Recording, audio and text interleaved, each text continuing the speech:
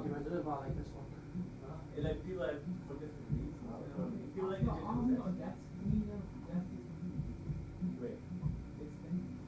Well, in here. This is maybe the chance where Michael can show you what because he likes to use it. As in the control surface. Oh, you mean in the rack? Or you mean the bit that's the two little bits that are obviously the black thing that's in the rack? It just takes a little bit of getting used to. Right, guys, are you ready? Or is that someone just walking? Yeah, done. Just whip it, it's cracking him. It's alright, you'll be getting sent out in about 10 minutes anyways. You need an hour here thing for Right, so, is that all ready? So is that all of them? That's everybody, mate. Right, cool, just want to come through and pull up a queue. A seat? That's, you don't know what a pew is? You obviously haven't been in an old church before. Oh yes, they're going to see a queue. Right, just pull up this queue anywhere you can get. I'm going to shift this into... sit on your pew. Once you're at Arlen, I'm going to shift this into the corner. Sit on me. I want to sit in the corner.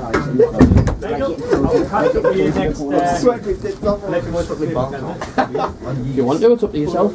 Unless you want to stick around for what, I'm going to send them out to do a task. Well, the first part of the session is 10 minutes. So that will get you away for your meeting if you want. If you want to So stick give around. us the cushion. So We're getting filmed already. Right, guys. We getting filmed? Right, who's who? Who we got? Lucas. Lucas? James, Carter. here, Darren, DJ Dom, DJ Dom. Ruby. Female tech, I like it. Joe. Right, cool. My name's Michael. I'm a third year degree student. So I'm a few years into the run what you hopefully use will be. So what years are you in? one. Year one. So is this BTEC Yes. level 3? It's not a BTEC. Or is it HND? UEL. It's changed to something called UEL. UEL. So it's exactly the same beta. So you've got 2 years and then you'll do another 2 years and a third year possibly top up, or unless you go somewhere else and don't stick around. So I'm at the very end of this spectrum. So I'm a few years. 5 years ahead. 5 years ahead of you. So it's not very much. It's thingy. So I've been asked to do part of my course. I've got to teach 6 lessons, half-an-hour lessons. So what we're going to do this afternoon. I'm still half asleep. Is we're going to look at what it takes to set up a functional home recording facility. So something that's functional that you can use at home to do recording, mixing. Basically something to set yourself up so you can do things, because once you get the first year degree, second year degree, third year degree, you're really going to be independent. You really need to be able to be independent and away from uni and doing stuff yourself. So this type of thing will be really kind of helpful. So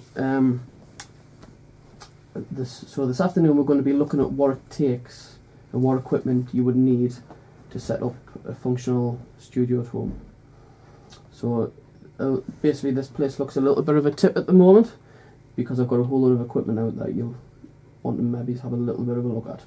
So we are actually today going to be ignoring this thing because this is luxury at its best. So we're going to be looking at things that you can spend. So what we're going to do now is look at some equipment. After that we're going to set a little bit of a budget together.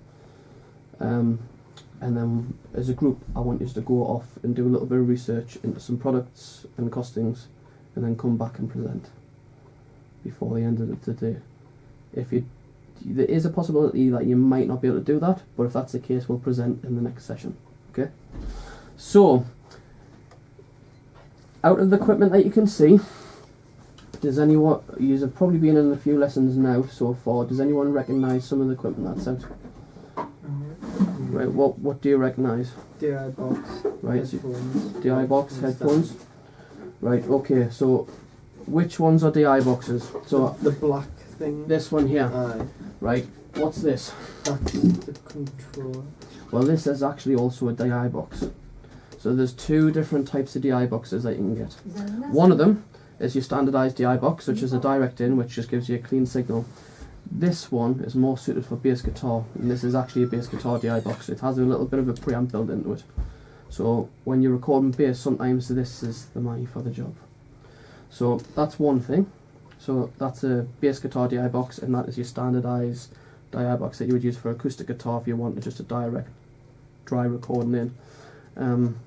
So DI boxes, brilliant. So you know DI boxes, which is really helpful.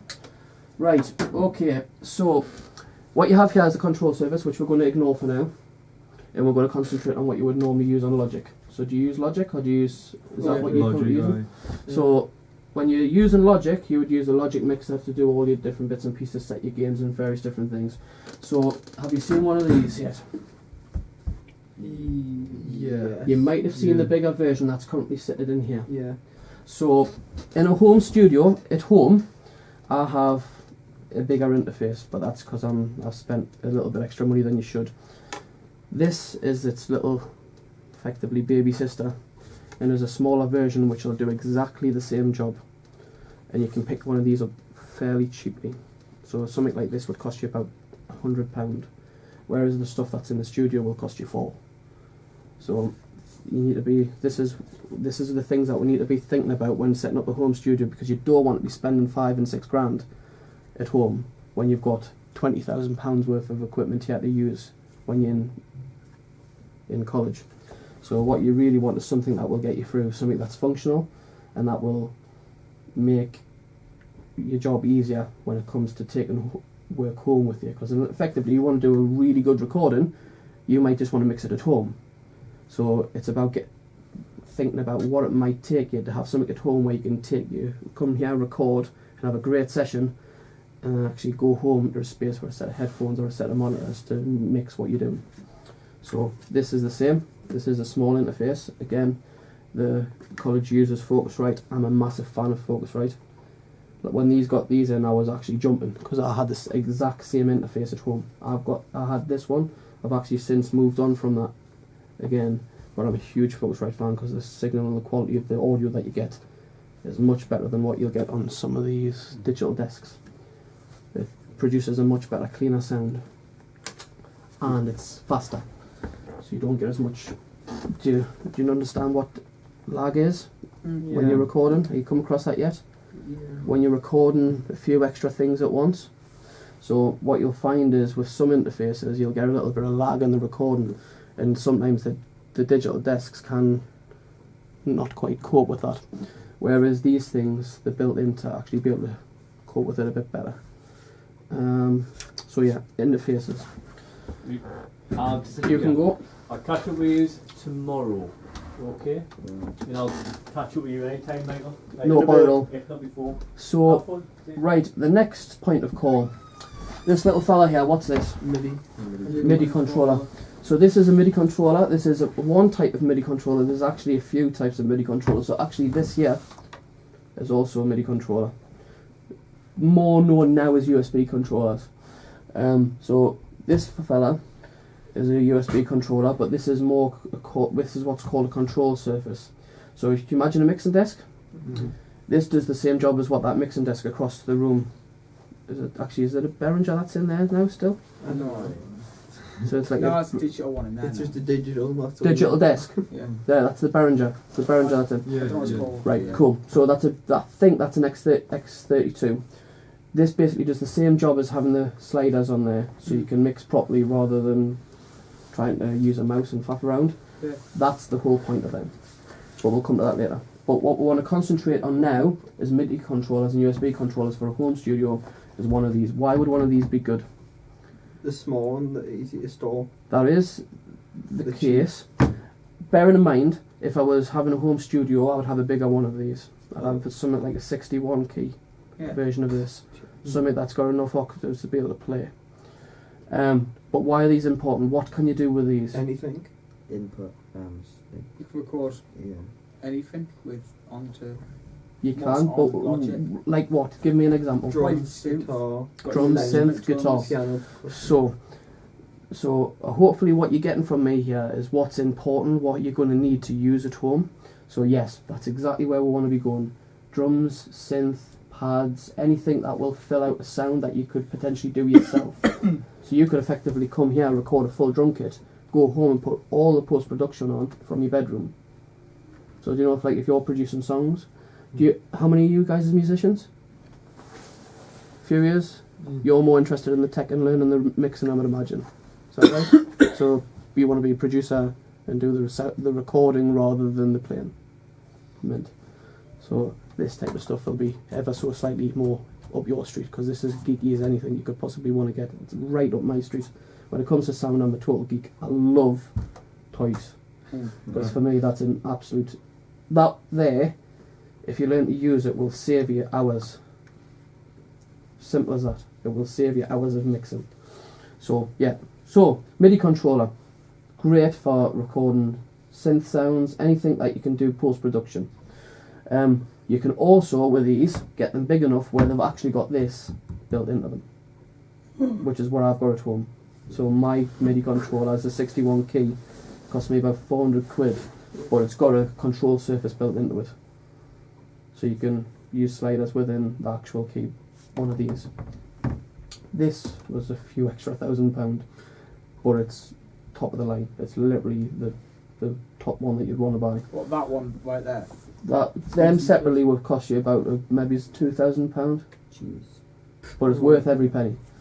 Like for us, if you're having a proper studio where it's not at home and it's a ridiculous, you see putting 40 grand into a studio, them are worth every penny because it saves time and it means you make more money. That's the reason you have that type of stuff. Right, okay, next point of call, microphones. What do you think this is? This is an accessory to a microphone. It's a gourd.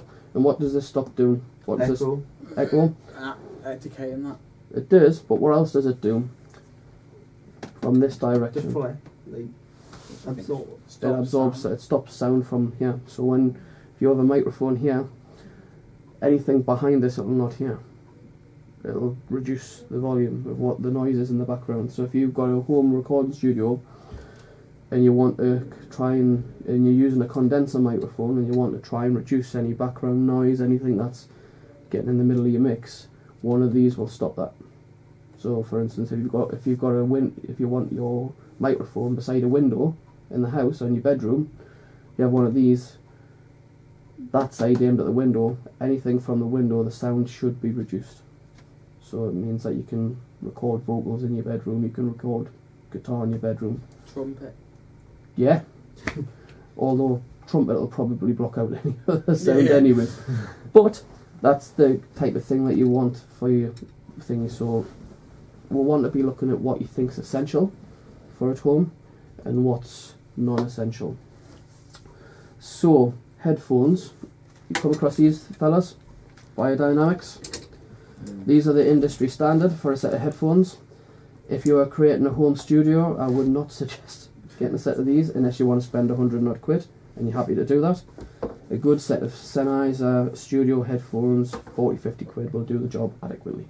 So these are the things you need to be thinking for this session. Is it essential to spend the money, or is it not essential to spend the money?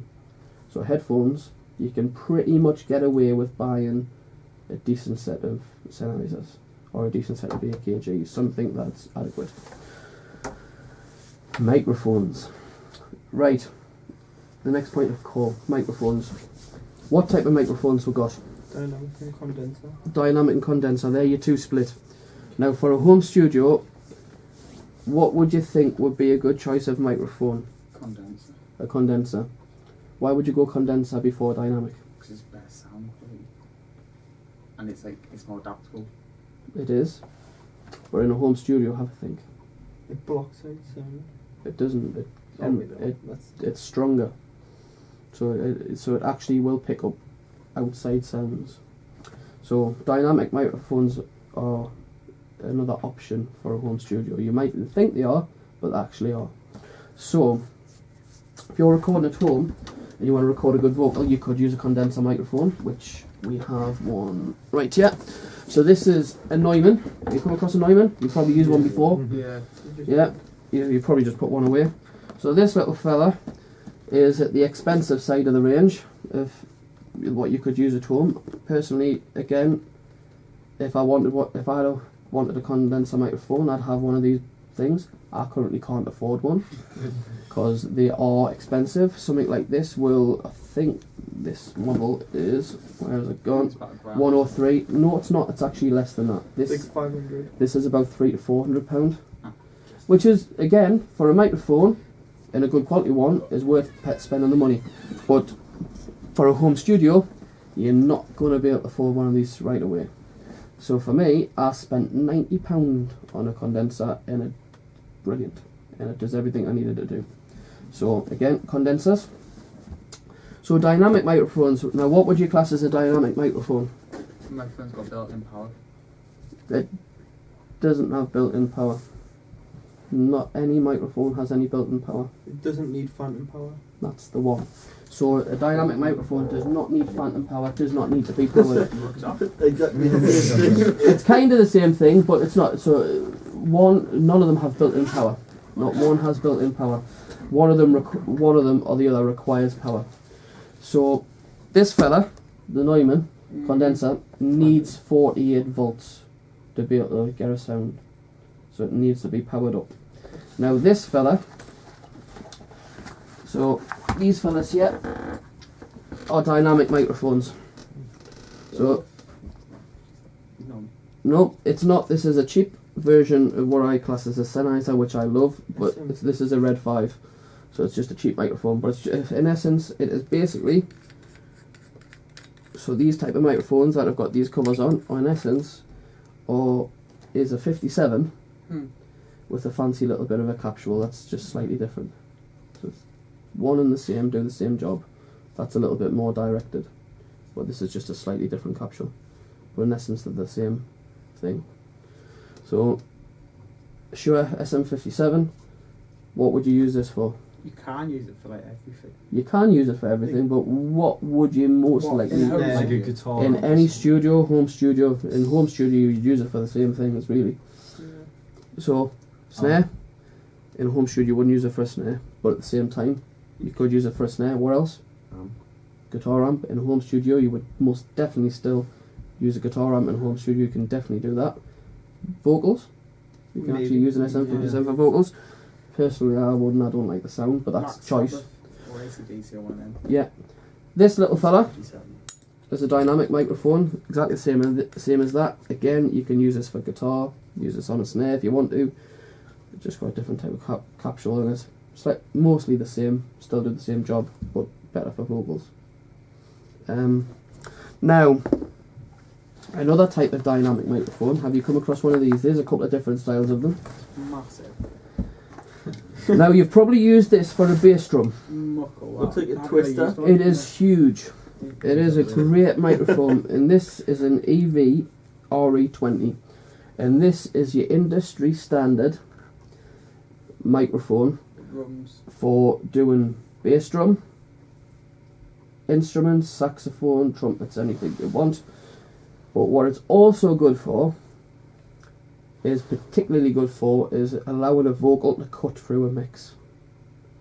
So you can actually use this for vocals, and it's actually really, really good. And it also doesn't require phantom power because it's dynamic. So you can actually, it has a roll off on the bottom end, and it is really good. It is actually really good for capturing the vocal. So this fella is a very, very good all-round mic. Again, with the Neumann, this is also a very, very good all-round mic for recording anything from acoustic guitar to vocals to instruments. So both these fellas would do vocals really, really well. Now you can get cheaper versions of these. Both. How much? This fella, Yeah. are easily 500 quid. But you can get cheaper versions of these. So you can get a cheaper version of that. You just got to know where to look for them. China. Well, kind of. You could do the Chinese thing, but you could actually do the Gear for Music thing because they do cheaper versions of these. Like, This- are they, this is are called- they same quality. Little bit. No, they're less quality, Yeah. but they're still just as good and perfectly adequate for what you want to do at home. Now this little fella, where I was going to get to, these both are just as versatile as each other. Mm. But again, this little fella, because it's such a directed mic, you can use it like a microphone at home. Like if you sing as a singer, you can use it like a handheld, but it's obviously got to be in the stand. But what this will do, will cut out all that background noise because it's a dynamic mic. It's not as sensitive as this. So that's one thing to think about. Okay. So EV RE20. Now, some other versions of this microphone that you might think of is a Shure SM7, which is another industry standard. Same as this, same type of microphone, does the same job. CFDF and Music do their own version of this. It's about 100 quid in comparison to 500. It'll still sound good. It'll not sound epically amazing like this does, but it will do the job. Right, these little fellas. Now what would you use these little fellas for? Overheads. Overheads? Aye. What else could you use these little fellas for? Room mic. Not really. You wouldn't usually use these for vocals, and you wouldn't use these for amps either. Yeah, I would definitely stick to this for an amp. So You could do like long distance. you could. So mainly these would be used for overheads. Another thing that you would use these for is recording an acoustic guitar. So you would stick one of these on the neck. We're going to deal with placements in a later lesson. And you would stick one of these on the sound hole. And this would give you a good capture of the actual true sound of an acoustic.